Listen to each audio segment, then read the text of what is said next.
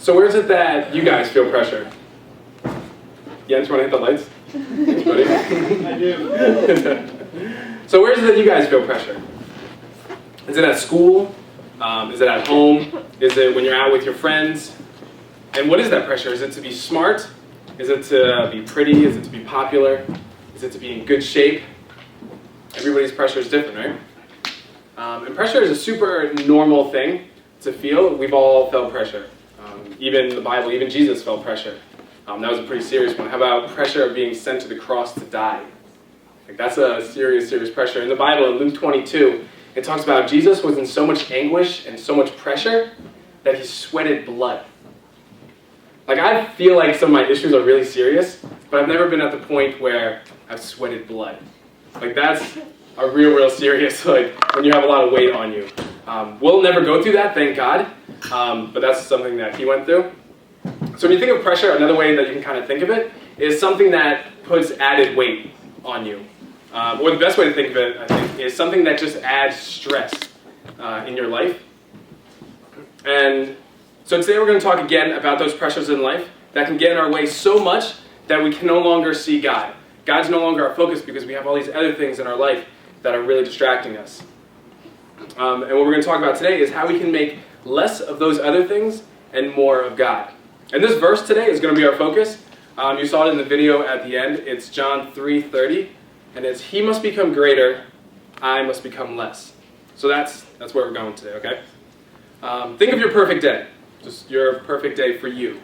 For me, it's waking up when I want to no alarm. That's like when I love that feeling. It's getting ready slowly with like maybe music playing or whatever. Maybe going on a run, getting a workout in, spending some time reading, going to movies, hanging out with friends. Like that's my perfect day, where it's just like kind of like whatever you want to do, but you still feel a little bit productive. Now think of your not perfect day. I bet it's not those things. My perfect day usually started with my head popping off the pillow like, oh no, that was due today. I've had 6 months, I've done absolutely nothing. Those are how my like stressful days started. Usually involved me rushing around and not feeling in control of anything and not having any time to myself to like even to think. Or having those responsibilities that other people have put on me. They've like assigned them to me. And I feel like I don't have enough time to do it. And then I feel like those people are watching me and like it's just like this added weight on me. Am I alone there? Does anyone else have that feeling? Like I hate that feeling so much. Or because I get involved in so many things that I never really wanted to do in the first place, but I'm only really doing it because other people want me to do. Yeah, I don't like that. And I'm afraid like those people are going to be like disappointed in me. Because I'm a people pleaser, I say yes to a lot of things really quickly. And then like I'll say yes to something and as soon as I do it, I have that instant remorse. I'm like, oh, I shouldn't have said that. Shouldn't have said yes to that. Or sometimes I say yes to things and I'm like, I don't even know what I said yes to. Has anyone else ever done that? I know I do that every now and then. I have to like Google it or something. But when I was a student, and you guys are almost all students, most of the time, pressure for me were things that I had to do anyway. Like it just came with the territory of being a student.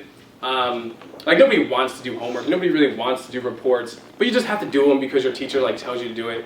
Or like cleaning your room. You don't really want to clean your room, but you do it simply because like your parents make you do it. Or now because there's a chance that I may show up with a camera at 5:30 in the morning at your house, which is true.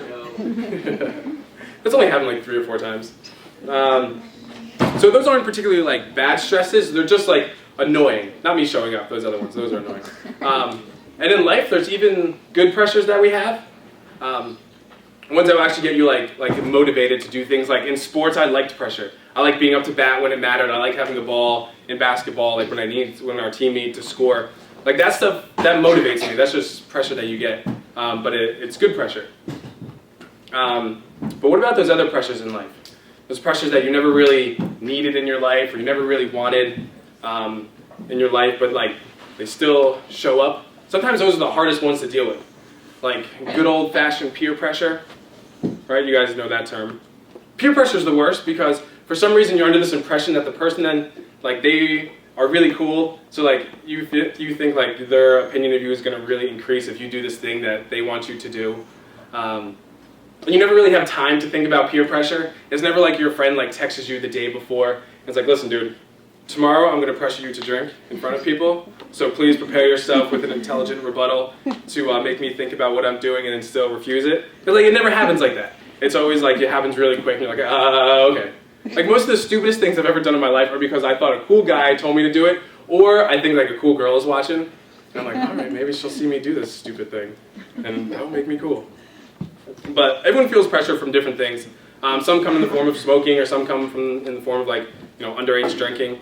For me, I was really lucky that in high school, it was never the kids that I looked up to that drank. They were just like the weird kids, in my opinion. So like when they come up to me, they're like, hey, drink, it's cool. I'm like, clearly it's not. Like, I don't want to be like you. But plus I was an athlete, so I needed to be able to run and I needed to be able to like do things. So like I couldn't run with smoky lungs or a hangover or something like that. But athletics have its own pressures. I know a lot of you guys in here are athletes. I've been to a lot of your games. But it has its own pressures, and I felt a lot of it from sports. Not so much being the best at any particular sport, because I never really cared about being the best. I just wanted to be good. So like I wanted someone to be able to look at me and be like, oh, that kid throws really hard, or he runs really fast, which one, now that I look back at it, kind of seems like, who cares? But back then it like really, really mattered to me.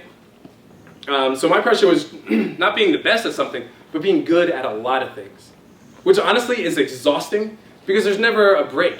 Like as soon as one season ends, it's just the next season started, and it just became like really, really tiring. And I know many of you guys or kids your age are feeling that exact same pressure that I felt, that having to be good at a lot of different things.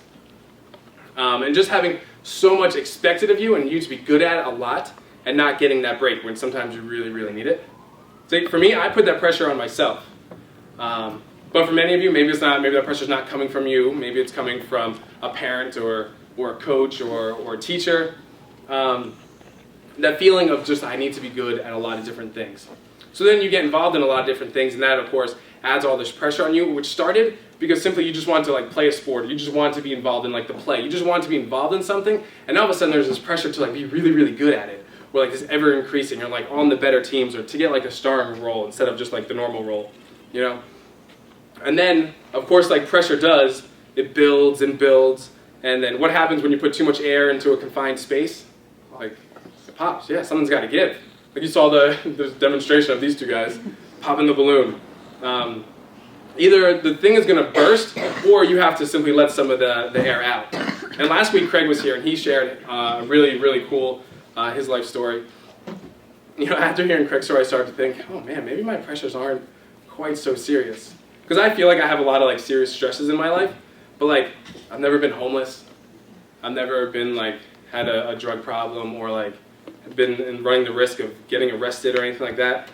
Or woken up with one shoe. I love this story. Like, how do you wake up with one shoe and walking down Springfield Avenue? Because really, one shoe is the only footwear situation that doesn't really make sense. Because two shoes, it's like it's normal. No shoes, you're like, all right, it's kind of relaxed. That guy's just having a good time, but it's fine. But one shoe, you're gonna get some stares, right? You're only wearing one shoe. But that's all that's what I was focused on when he was telling me that story. So, but like his pressures, like those are like for real life pressures. And most of the time our pressures, like they all feel the same. Even though like his were, they seemed really, really big. Ours seem really, really big to us. Like mine, I remember my pressures, they feel like just like this added weight, and I hated it. Or still don't love it. So I like the balloon though because it's a really great visual. And it sounds so simple. But how do we, well, with the pressure when Craig was saying, he blew it up, and then when he was doing the balloon, it was really cool because I was thinking, like, yeah, I get it. He's going to keep blowing it up, and what's going to happen is eventually going to pop. But he didn't do that. Instead, he took the balloon, and what did he do? You guys remember? He just let it go. I thought that was so cool, and he's like, just give it to God. I was like, that's awesome. Like, I wish we could like live more like that. But that sounds so simple, but how do we do it? How do we truly give God something, and so it's really less of a weight on us, less pressure on us? And you know what? I don't know what the best answer for you is. Like, I wish I did. I do know the things that help me when I deal with pressure, they may not help you.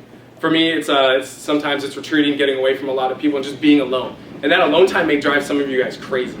Or like maybe you guys are really into like sitting down and talking to someone for like a long time, just like face to face. Like that's great for some people, but I know it drains other people. I know that would kind of drain me. What I do know is this, though, that he must become greater and I must become less. And this is one way that I think that does in fact work for everybody, because we're all busy, right? We're all very important. We have a lot of different things that we have going on. So we don't always have time for God. You know, we don't set aside time each day to spend with him. But like, what if we did? Like, do you think that would change things? Or do you think that could change things? Like, we may know that God is greater than us. I think like anyone you ask, they'll say, yeah, God is greater than me. I'm less than God. But do we really act like it? Like, do we really treat like God is in everything? Like, he is in fact the greatest? Or do we just fit him in when it's convenient for us? Like, do we fit him in on Sundays? Maybe on Wednesdays if there's like an Elevate thing going on or something. But like, do we just fit him in when it's more convenient? And like, I know I want to be the first way, where God is in everything. It's clearly he's the best in my life and the greatest. But I think far too often I'm really the second. And I act way too much the second way. In the Bible, in 1 Corinthians 10:13, it says, God is faithful. He will not let you be tested beyond your strength. But with your testing, he will also provide a way out so that you may be able to endure it. And what the Bible's saying here is, God won't give us more than we can handle. That's a promise that God gives us in one of Paul's letters. But it doesn't say that we're meant to carry any of those burdens alone. And God has put people in our lives to help us with those weights and those burdens and those pressures. I really enjoy running. It's just one of the things I like doing. And I did this event where you put a backpack on your weight and there's 20 pounds on it, and you just run around and you do like all these weird fun things and whatever, it's fun. But I remember after a long time doing this event, I was like completely exhausted wearing this backpack, and it literally just weighs you down. And I was struggling, and it was really, really clear. So we would come to these stops, and I would just like, my legs were buckling, I couldn't really stay up. And these two guys came alongside me, one on each side, and clearly stronger than me. And as we were waiting for like those 30 seconds break, they would take the backpack off my shoulders and lift it up. So it would just give me a break. And I love, like, having that like 10, 20 second break was incredible. Like, having that weight off of my shoulders and them carrying that weight for just a little bit was enough strength to keep me going to the next stop. So, like, I love that. And having too much weight on us for too long, it's going to be like exactly like I was right then. Like, you're just going to collapse. And each one of us, they need that person or people in their lives that can lift the weight off their shoulders from time to time. And even if it's just for a little bit. These people can be our, what I like to call, pressure release valves. And they're pressure release valves that God has put in our lives. These are the people that we can talk to about what's going on in our lives. And so they can actually help you release some of that pressure. Like, help you release some of the pressure. But notice I didn't say vent. Because venting is something that's completely different. Venting is just like complaining to complain. But like, helping someone release pressure is like them taking some of the pressure off of you and putting it on to them. And then you're looking for a solution together. Like, you're working towards a particular goal. But that's awesome because you can have that open and honest communication with people. And if you do that, if you have an open and honest communication with people, not a whole lot of people, but just like the few people that you can trust, I promise you, like, those things will change your life. It's awesome because then you're being honest with them and they're being honest with you, and you can work towards that goal together. Often, but not always, those people are your parents because they want what's best for you, of course. But sometimes people, like your parents, they're putting pressure on you because they think that what's important to them is also important to you. And often, like, that's just a miscommunication that can be fixed with like an easy discussion. So I encourage you guys all to be open with your parents, be open with your friends, and like have that open dialogue with each other. I also know that when I'm dealing with a lot of weight in my life, I can't carry anybody else's weight. Like, there's no way, like, during that race, if my guy I was running with said, "Here, can you hold my backpack?" No, I couldn't. I would have simply collapsed. I wouldn't have been able to do it. And I become very focused on myself, and I can't help other people. So if someone comes to me and says, "Hey, I need your advice," or "Hey, I need you to carry this burden for me," I'd be like, "Dude, I got so much on my own plate. Like, I can't carry that. I have so much weight on me right now." But having someone in your life that can be that pressure release valve is so incredibly valuable. Then when you have that, when that pressure gets released, you can focus on things that like actually need to be focused on. So recently I've had one of my really, really good friends come back into my life more on a consistent basis. And he's had all kind of like pressures in his life and all this stuff. And I've just been able to be a little bit of a pressure release valve for him and in his life. And honestly, you can like see it in his face when you talk to him. from like when the time that he got here to the time like right now, like you can see it's like you're just like more relaxed. And getting rid of some of that pressures on your life or some of that weight can honestly change a person. And okay, well not like change a person, but it can like make them become back to who they're really supposed to be. Because when you're focused on all the pressures that you have going on in your life, you can't focus on anything else going on anyone else's life. And because you're simply focusing on yourself. Like your focus all is inward and like what I'm dealing with in my life. And honestly, it's not like a selfish thing. Like looking in and like dealing with your pressures, it's just a thing, right? It's just like a thing that's going on in your life. So there's nothing selfish about it. It's just that's what you need to deal with right now so you can move on to deal with other things. And but when you're only focused on yourself, you can't focus on other people. And when you're focused only on yourself, there's no way you have a shot at focusing on on focusing on God. Because how in the world are you going to be able to focus on the Creator when you can't even get out of your own way? Does that make sense? Like you're focusing completely on you, so there's no way that you can ever look up. Right? You don't even have a shot. It's not even like a fair play. Like there's no way you can do it. We can't even get past ourselves. So we all deal with pressures, and honestly, guess what? It doesn't go away when you're older. The pressures of getting good grades change to the pressures of making money. The pressures of dating change to the pressures of getting married. The pressures of like being popular somehow stays the same. You still want to be liked and stuff, but like we all deal with all kind of pressures. But we all deal with them, and we all have that weight that is on us. And what's worse is when I'm like focused on myself, I'm making the greatest thing in my life. I'm making myself, like making me the greatest thing in my life, because that's what's getting all my attention. That's what's getting all my focus is me and my things that I'm going through. When in fact, I'm coming back to it again, it's John 3:30, that he must become greater and we must become less. And I pray that right now that's all of your guys' prayer, and that's what's going to be in your guys' minds through this season of your life. And as we get together in our life groups, I'm winding down. As we get together in our life groups, be open with your groups. Like, think about it. Like, they could be your pressure release valve. They could be the people that lift the weight off of you. And they want to, especially the leaders in here. Like, they want to be those people in here that can help you. And maybe it's not always with the big things, but maybe they can get some little things out of your focus so you can focus on other big things. Also, you're going to get these cards today that are going to look very similar to this over here. He must become greater, I must become less. And take those, hang them on your mirror, hang them in your room, just somewhere where you can see it. And let that, when you think of it, actually be a prayer to you. Like, Lord, let this be in my life this week. Like, let me focus on you so you can become greater and that I can become less. So just think about that, hang it up, put it somewhere. We have a few extras, so if you want, take one, give them away to people, just so other people can think about it too. All right, so I'm going to close this in prayer, and then we're going to break up into our life groups, and it's going to be great. Heavenly Father, you are so good. Thank you so much for what you're doing in our lives, Lord. Thank you for the things that you're putting into our lives, Lord, to test us and to challenge us and to make us better people and to make us better Christians and servants of you, Lord. But with all those pressures, Lord, put other people in our lives that can help us.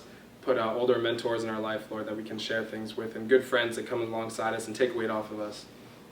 Lord, thank you for everything you're doing. Thank you for the bake sale that's going on outside and the people in Haiti.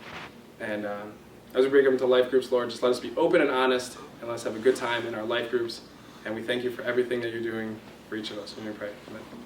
Love you guys.